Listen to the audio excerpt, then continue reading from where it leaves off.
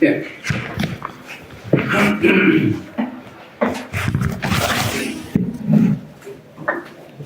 El parto es el evento obstétrico culmen, el desideratum, el momento que todos han esperado, tanto la paciente principalmente, su pareja, su familia, el entorno donde nosotros estamos involucrados y que jugamos un papel importante como médicos. En una gran ciudad es el ginecólogo, obviamente, ¿no? El que está como elemento principal del entorno médico. Pero donde esté un médico y no haya ginecólogo, es el médico. Ustedes, ¿no? Si no lo son, tienen que asumir este momento importante. De esto depende hasta incluso que la mamá se muera, que el bebé se muera.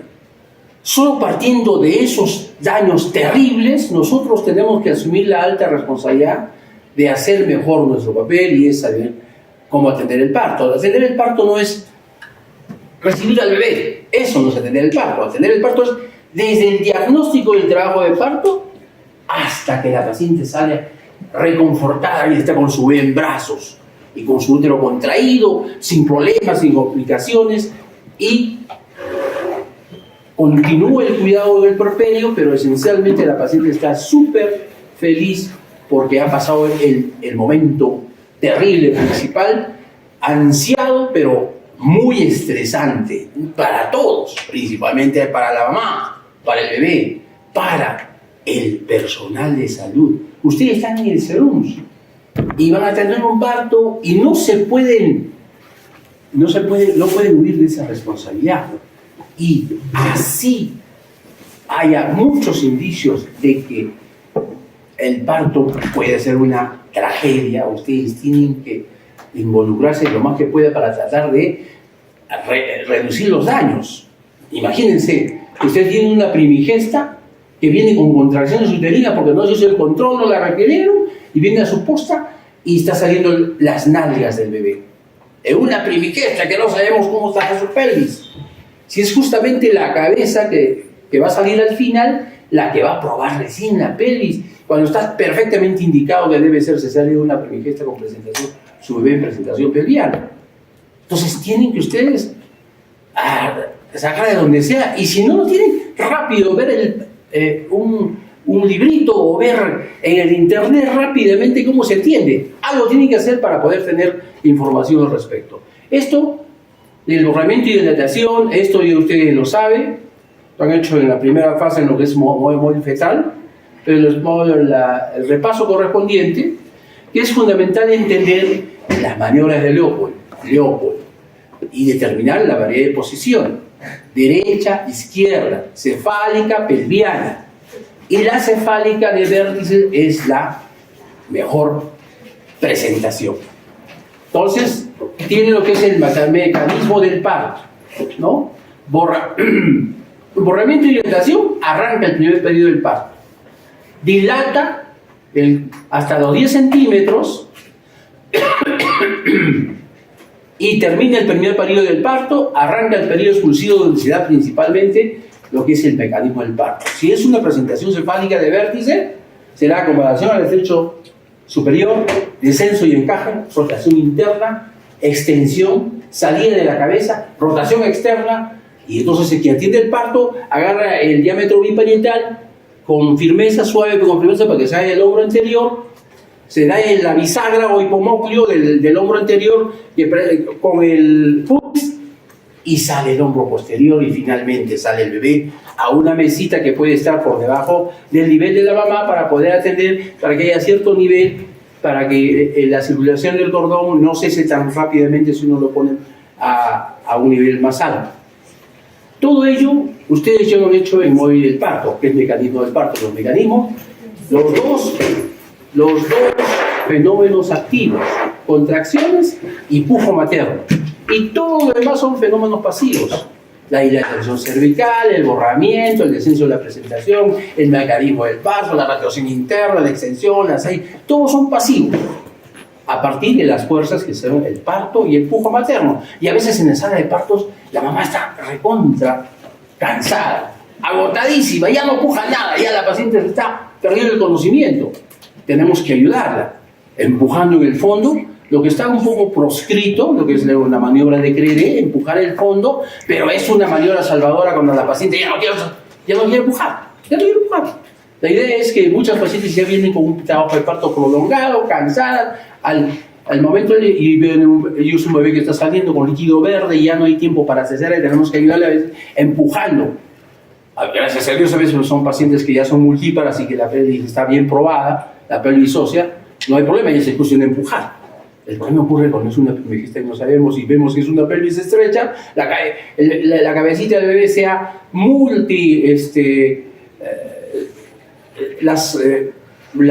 ¿cómo se llama? Las suturas se han montado al extremo, porque es una pelvis, o sea, estrecha, y el bebé finalmente sale.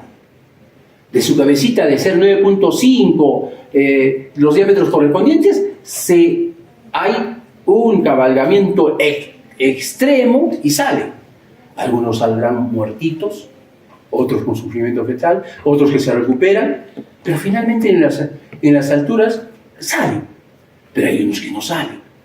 Y finalmente se muere el bebé, y como no hay cómo trasladar a la paciente, se muere la mamá también. Y eso es nuestra realidad. Por eso nuestras estadísticas de mortalidad materna y perinatal son importantes, típicos, propios de un país del tercer mundo. Entender también que la atención del parto involucra la atención de saber reconocer el primer periodo del parto, que tiene dos fases, la fase latente, la fase activa. La fase latente, que dura más o menos las 2/3 partes de todo el parto, de todo el periodo de borramiento y dilatación. ¿Sí? También saben que en la primigesta, miren ustedes, las comparaciones entre las etapas del parto, la nulípara, la multípara, aproximadamente también la multípara es más rápida en su borramiento y dilatación, ¿no? Las 2/3 partes de lo que dura la nulípara. Las velocidades de dilatación, en la segunda etapa, que ya es el periodo expulsivo, la nulípara puede durar hasta 1 hora, 1 hora y media dice acá, pero 1 hora ya el pasograma te está diciendo que ya está, cuidado, que se está demorando demasiado. En la multípara, no, pues en media hora, pero 60 minutos ya pues podemos esperar. Y la tercera etapa, para que salga la placenta, la nulípara siempre demora un poco más, la multípara más en 15, la mayoría de veces en 15 minutos ya la placenta salió, pero es importante entender que a este punto de la atención de la salida de la placenta, del alumbramiento, tenemos que integrar muchas cosas. Tenemos que integrar el estado hemodinámico de la paciente. Tenemos que integrar la prevención de la hemorragia postparto. Tenemos que prevenir la inversión uterina. La inversión uterina es cuando no se desprende de la placenta y uno quiere jala y de repente todo el útero se sale con la placenta. Y eso sí es una cosa gravísima. Mismo hospital especializado, pacientes que se mueren.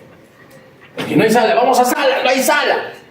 La paciente sigue desangrándose, póngale suero, póngale sangre. Y es más rápida la velocidad del sangrado que lo que se le pone y los pacientes muchas lamentablemente los perdemos. Entonces, siempre la inversión uterina y la atención del parto, o sea, tan importante es que salga bien el bebé como que salga bien la placenta, ¿no? Hay que tener la tolerancia correspondiente y estos tiempos son importantes.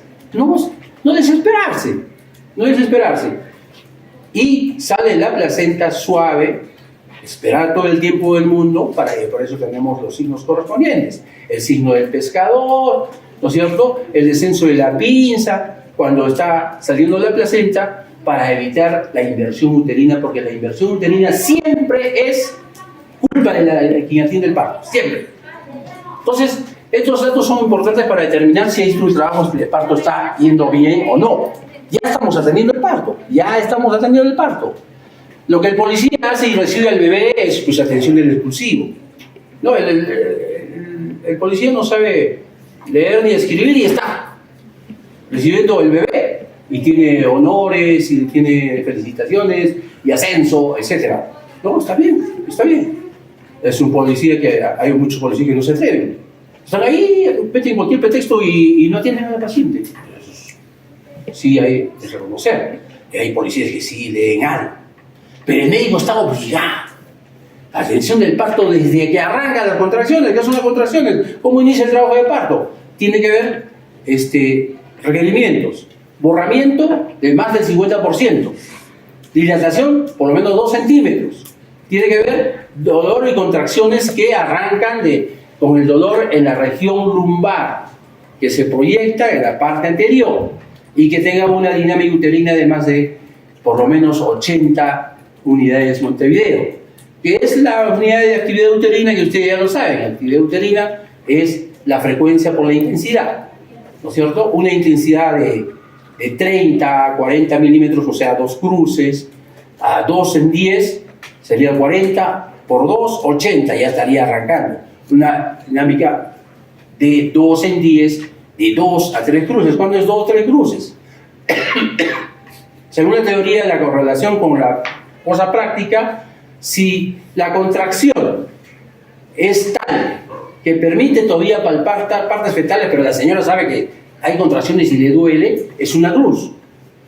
Y 3 cruces es cuando está pétreo, no puedes palpar el bebé, la paciente se queja mucho, es intenso, estás deduciendo que es una 3 cruces o más de 50 milímetros de mercurio. Y una cosa intermedia son las 2 cruces. Con eso nos manejamos, no podemos hacer una tocodinamometría en el momento del parto, de manera experimental si se puede, pero con eso nos manejamos a la hora de la atención del parto. Les mencionaba que después del mecanismo del parto se entiende que nosotros hemos hecho ya un diagnóstico o pronóstico del parto. ¿Qué tiene que ver? La presentación, ¿no es cierto? Primero que todo, la madre.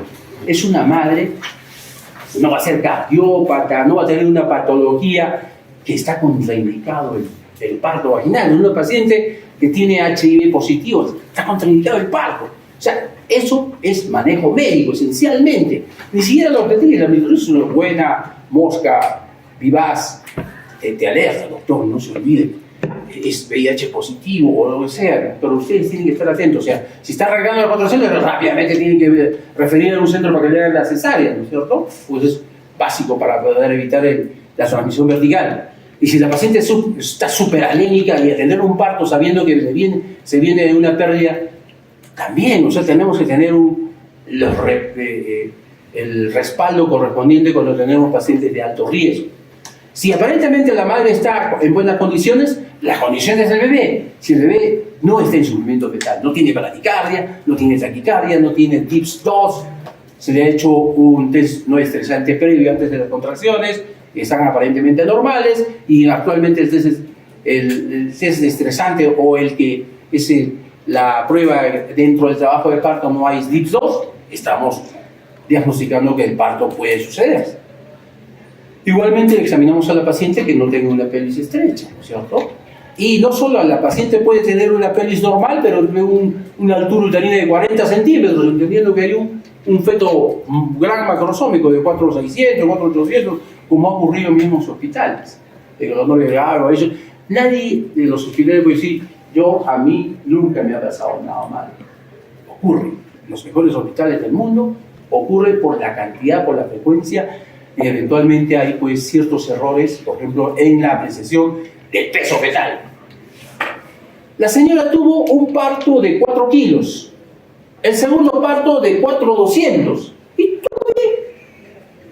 Y ahora está viniendo con una altura que más o menos creemos que tiene 400. ¿Se permite o no se permite el parto? Se permite el parto, ¿no es cierto?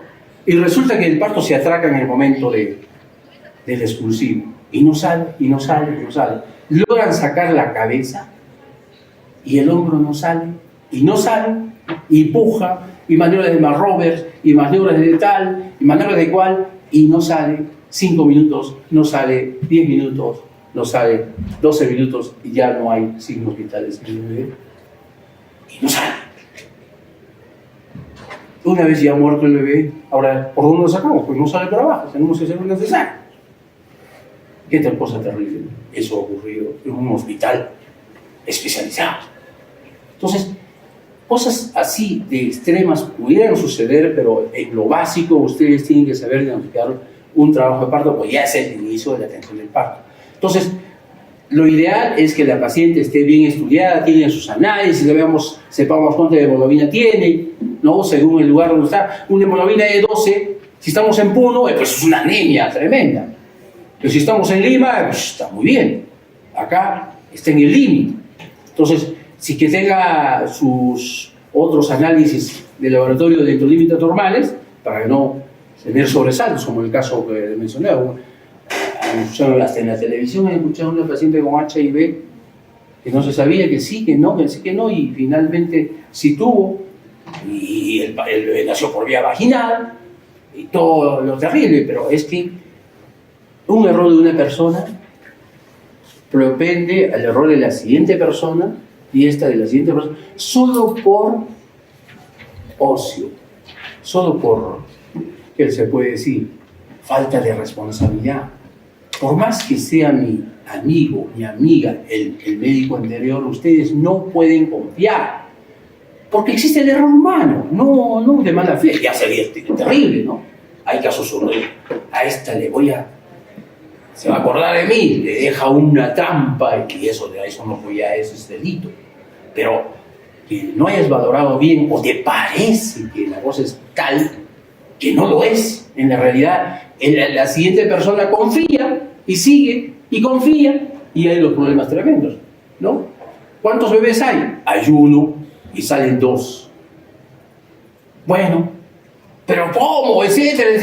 Hemos tenido que hacer, cuando salía el primer bebé, hemos entrado a hacer cesárea, y hay dos bebés. Bueno, no hay un problema, pero que todo el embarazo digan que hay dos, y finalmente sale uno solo. Qué terrible. Hasta ahorita hay juicio, en ese sentido. Me han robado mi bebé. Entonces, todo eso es muchas veces por el error humano. Ustedes sean siempre desconfiados en todo, cosas de tipo. No es malo, no es ofender a la otra persona. Ustedes tienen que cuidar su pellejo, no tanto por ustedes mismos, sino por la misma paciente que va a sufrir el peor daño. A ustedes los meterán a la cárcel, les pedirán un tremendo recompensa, etcétera, pero están sanos. La mamá hasta se puede morir por error médico, por error humano. Pues no confiar, diagnosticar bien. Sí, los latidos también. No, sí, muy bien, yo escucho los latidos, le hago nuevamente monitoreo, le hago un tacto nuevamente. Pero sí lo hemos hecho ahorita, sí, pero estamos transmitiéndonos la responsabilidad. Yo quiero saber cómo en este momento está. Sí, la señora, por favor, no me están haciendo tantos tactos. Cuando habitualmente es, por lo menos si todo está aparentemente, es cada 2 horas. Dependiendo del riesgo, le puedo hacer cada hora, siempre y cuando está sustentado por un diagnóstico.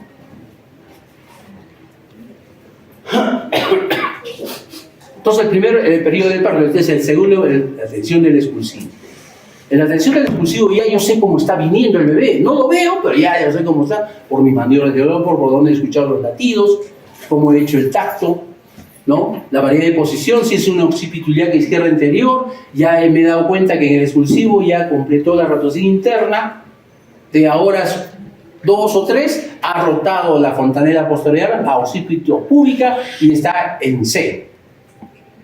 O si ya lo he encontrado con una derecha posterior, ya sé que el expulsivo me va a demorar un poco más, pero yo ayudo en cada contracción, ayudo para que en esa jeta que da donde están las suturas correspondientes, yo empujo para poder ayudar para la rotación interna.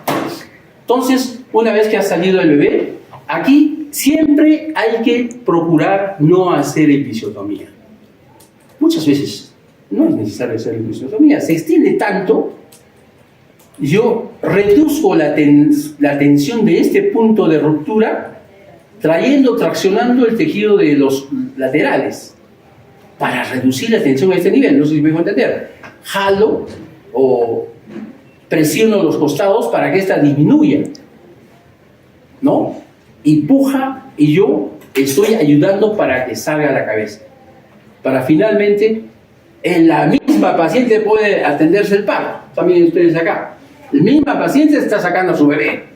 Todo se puede hacer. Y esto que es el apego. Pero todo empieza de poder hacer un buen diagnóstico de la situación, posición, presentación, variedad de posición, si no hay un cordón previo, si no hay una placenta previa, todo eso que parece complejo, no, ya es claro, para nosotros los ginecólogos es una cosa básica, pero el médico tiene que echar mano a todo esto a la hora de atender un parto.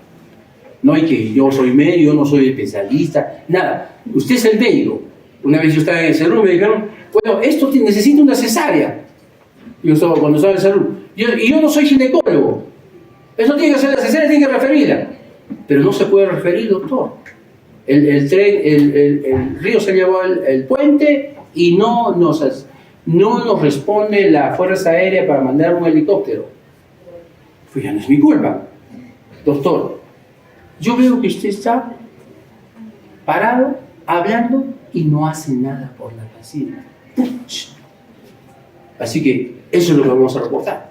Entonces, como médicos, ustedes tienen que hacer cosas y están obligados a hacer una cesárea. Cuando nadie hace, ¿quién va a hacer? ¿La va a hacer el vecino? ¿El policía? ¿Quién va a hacer la cesárea? Ustedes tienen que hacer la cesárea. Sí, pues, es una de las cosas que ustedes tienen que aprender en el internado. Sí, pues, el residente se come las cesáreas, no deja nada. Tú verás cómo te consigues y hacer la cesárea. Eso es una cosa esencial, porque en tu salud te puede ocurrir. Es poco probable porque haces marimonias para... Lo que yo les he contado, pues, es una en 1000, pero puede ocurrir. A un colega le ocurrió, le cayó una pedrada a un campesino y no había cómo referirlo. O sea, y entonces el serumista no sabía qué hacer, ¿no? Se despierta el campesino de la pedrada y estaba con una parálisis facio-braquiocural izquierda. Y se acordó. Al menos era un serumista más o menos, ¿no? ¿Dónde está el hematoma epidural?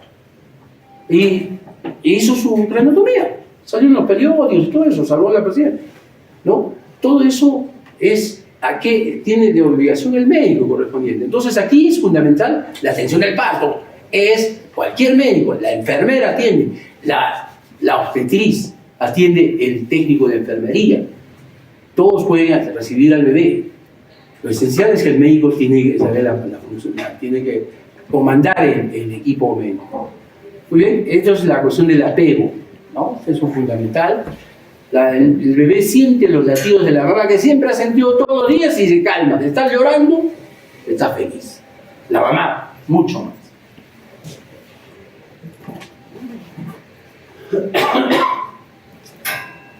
En la atención del parto, esencial, una vez que salga la sujeción del cordón.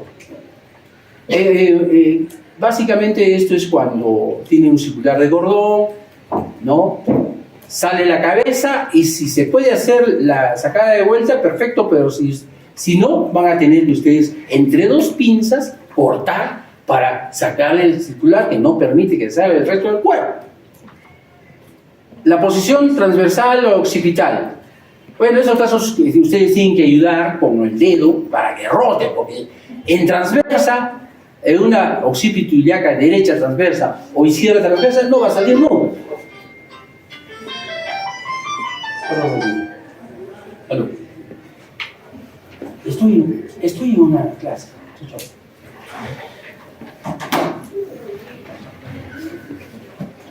Y en las occipito ilíaca posterior persistente, hacen el esfuerzo por rotarla internamente y no se puede, lamentablemente vamos a tener que recurrir a una cesárea. Miren ustedes acá, en una ecografía, ven las órbitas hacia adelante y es indicativo que es una presentación cefálica posterior, con variedad de posición posterior. Eso lo podemos hacer en el momento del trabajo de parto.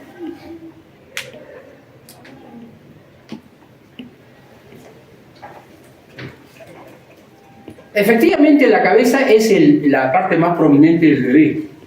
¿sí? El hombro y todo lo demás es menos prominente. Nos preocupamos básicamente que salga de la cabeza, ya sale todo. Pero en los bebés grandes, macrosómicos, es la cintura escapular que tiene más predominancia o es más preeminente que la misma cabeza. Sale la cabeza y no sale el hombro. Es lo que nos ocurrió en esa bebé que salió con 4,800, el que estábamos mencionando, que todos decían que sí sale, y finalmente no salió, y se murió. Y tuvimos que entrar a una cesárea para empujar de abajo, para sacar el cuerpito muerto, ¿no? Con toda la contaminación que ello implica. Se infectó la paciente, bueno, pero se resolvió en parte, pero ¿qué resolución es esa que el bebito se murió?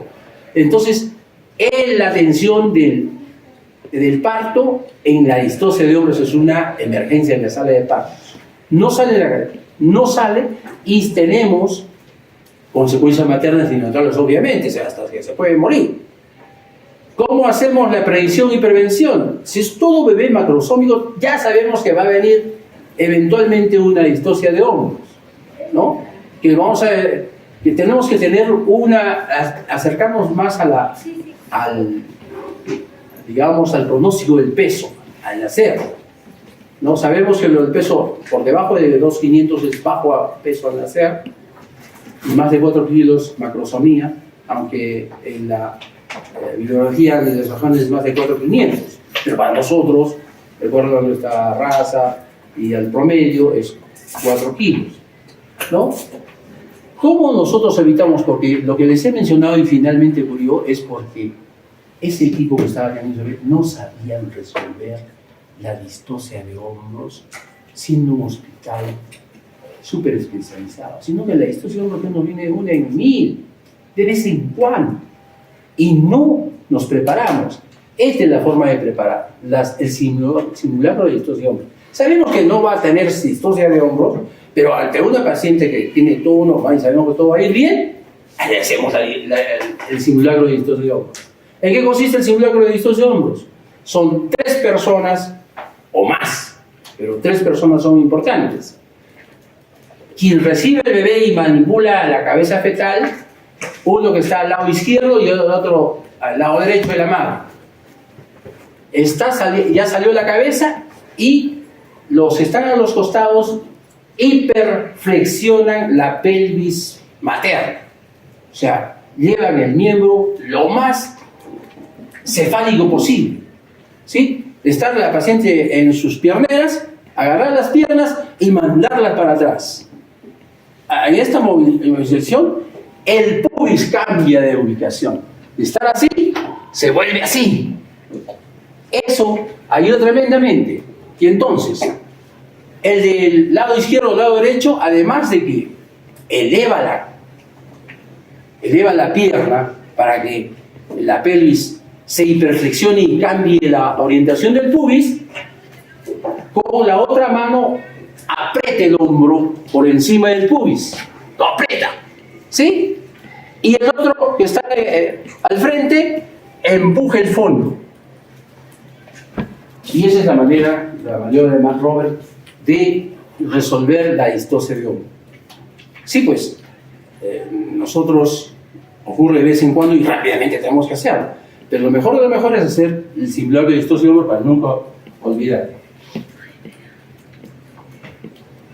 Esto sigue en discusión, ¿no? Sigue en discusión, sobre todo cómo atender el parto en una FIL, etcétera. Sigue en discusión. La mayoría de entendidos y de estudiosos que generan el conocimiento para los libros no están de acuerdo, pero tienen que respetar ciertas creencias o costumbres de ciertos grupos poblacionales. El fin es que el bebé, de estar saliendo de un ambiente líquido, sigue en ambiente líquido. ¿Sí? ¿Está bien? No hay aparentemente un cambio brusco de temperatura, ¿no? Porque eso es una tina con agua tibia, a 37 grados también aproximadamente. El problema es que si se escapan las heces, Si orina la paciente, ¿qué hacemos? Hay una situación tal que tendría que haber una mayor preparación y eso no se podría aplicar de manera masiva, obviamente. Sí, pero hay que respetar. Pacientes que generalmente quieren esto, porque hemos tenido pacientes que quieren esto, están bien enteradas, ¿no? Están muy bien enteradas y ya se preparan para el respecto. Perfecto, pero esto no puede aplicarse de manera masiva. El nacimiento en el agua, el nacimiento en la casa también, eso es peligroso, pues, ¿no? Es una de las causas por qué la mortalidad materno-perinatal es alta. Si te haces nacimiento en casa, pues que venga el ginecólogo, que venga el anestesiólogo, que venga el personal de tu casa, es un platal, pero eso sí podría ser. Pero que la señora no quiere ir al hospital o a la posta porque la doctora Pérez es la serumista y es un cuco, las espanta a las pacientes, nadie de las pacientes quiere ser atendida por ella, pues no van a ir. Van a querer que se le atiende por su partera, que ha atendido a su mamá, que ha atendido a sus hermanas, a ella. Lo malo es que si le viene una hemorragia postparto, se muere. Porque hasta que llegue a la posta y el serumista que no está, hasta que la lleven a un hospital, ya se murió. Porque la hemorragia postparto es un pilón abierto. Toda el hecho cruento que deja la placenta, todo esto está ahí abierto, ¿no? El útero no se contrae y todo eso está chorreando permanentemente y en menos de 5 minutos la paciente se muere.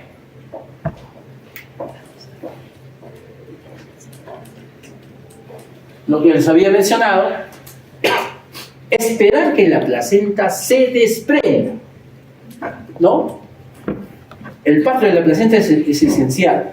¿Cómo condicionamos eso? Con oxitocina.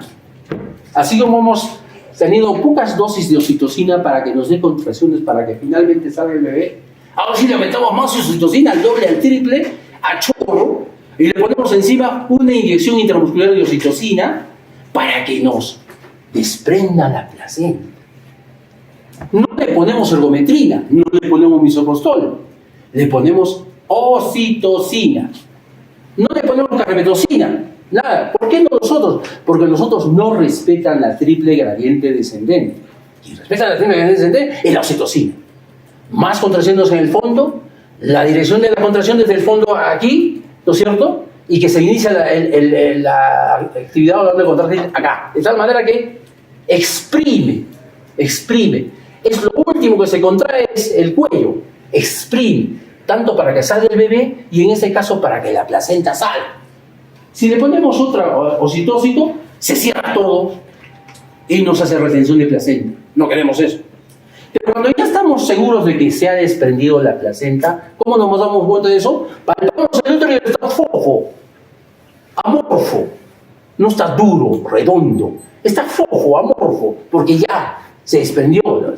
Y además nos damos cuenta porque ya, aparte de desprenderse, ya está empezando a descender. Nos damos cuenta cuando le ponemos una pincita acá que se va corriendo poquito a poco, ¿no es cierto? O le hacemos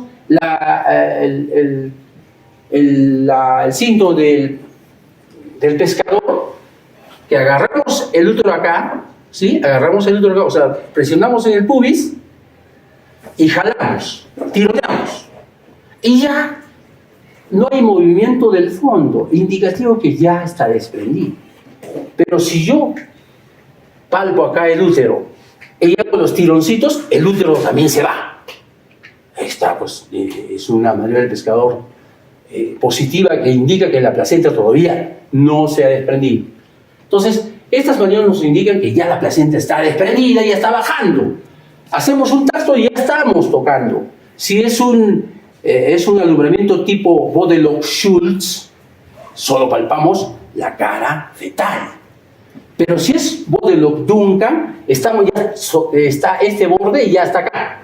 Es una placenta de inserción baja que nos está sangrando y sangrando y tenemos que apurarnos un poquito más. Lo cierto es de que cuando ya tocamos en la placenta descendido, ahí sí le ponemos ergometrina, carbetocina, le metemos misoprostol, lo que quieran, porque además de la oxitocina que tenemos, nos va a cerrar en todo el útero, indicativo, o hemos hecho prevención de la hemorragia postparto. La episiotomía, como se ha mencionado, generalmente la episiotomía se decide cuando ya es evidente que hay una tendencia y va a ser un desgarro. El desgarro es imprevisible. El desgarro puede irse hasta el ano.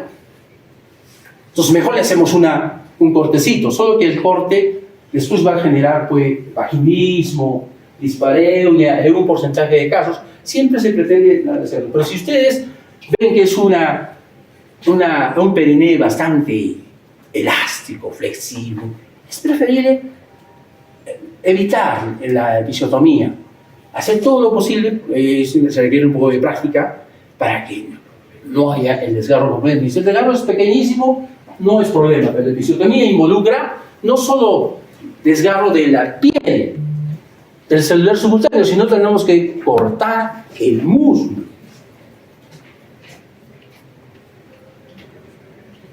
Si tuvieran alguna pregunta, y hay mucho que decir porque todos los hospitales hay protocolos de atención del parto. La paciente tiene que tener esta lista de análisis. La paciente tiene que tener el diagnóstico preciso. Tiene que tener una ecografía, tiene que tener la evaluación de un médico especializado que valore y diga que es una buena PES. Que debe ser recibido por el interno y el residente, y tiene que llamar al asistente para que dé su visto bueno de que efectivamente es una buena pelvis y hay un buen pronóstico del parto. Todo eso en un hospital. Pero esto lo tienen que rápidamente ustedes saber, porque ustedes apenas tengan sus MP, son responsables médico-legalmente. La atención del parto es una cuestión elemental, básica, que cuida, ¿no? Que cuida que las cifras de mortalidad de nuestra patria no se caigan. Lamentablemente, en la periferia no hay médicos para que tengan parto. La señora va a atenderse un parto a una costa y no está el ceramista. El ceramista se ha ido a Arequipa, se ha ido a Lima para hacer su curso, para prepararse para la residencia y dejó botado el trabajo. Es nuestra parte. Pero cuando ustedes tengan por asumirlo yo, en el CERUM, enséñenle a la enfermera, enséñenle al técnico qué hacer. Si ves a una paciente que tiene tal o cual cosa, no dudes de frente. Si tiene una cesárea anterior, tan fácil de preguntar, no lo acepten, refiéranla. Es lo mismo que haría cualquiera. O sea, la atención del parto en cesárea anterior es complicado. Si bien el 50-60% de las pacientes cesáreas anterior que se les permite el parto vaginal pueden salir, pero de ese 40 o 30% que van a recibir, probablemente puede haber rotura uterina. Entonces, la rotura uterina depende de muchas cosas, del estado nutricional de la paciente, de la sutura que usaron en la cesárea anterior, si se complicó o no se complicó, si se infectó o no, de muchas variantes depende que puede haber un parto vaginal en una cesárea anterior. Hay muchas señoras, doctor, lamentablemente mi bebé estuvo en presentación pelviana en la primera, pero yo quiero parto vaginal ahora, mi bebito está encefálico, etc. Ya es un niño. Y hay protocolos correspondientes para el parto vaginal de una cesárea anterior. Que no tenga más de 3,5 kilos de peso, que esté encefálica de vértice, ¿no? Que haya buena proporción correspondiente y que esté en un hospital. No puede tener en la posta, en el centro de salud. Tiene que haber al lado una sala de operaciones que ante la inminencia de rotura uterina, volar. Mismo hospital. Yo así personalmente vi una paciente que ya estaba saliendo la cabeza así, empuja, ya está saliendo. Y de repente la paciente ya no quiso empujar porque le vino un dolor y la presentación se metió. Ya lo que estaba por salir se metió. No hay latidos. La paciente, ya no me duele. Pero empezó a comprometerse, a bajarse la presión. El pulso de la mamá se vio en 120, 130, indicativo que hay una hemorragia interna. Fuimos a la velocidad de sala de operaciones, abrimos en un solo tajo y ¿qué encontramos? Una cosa dantesca, una tina llena de sangre y el bebito ahí flotando, muerto, y el útero totalmente roto a un costado. Ese es el lío, ese es el miedo que se tiene cuando se intenta un parto vaginal en cesárea anterior. Si tienen alguna pregunta.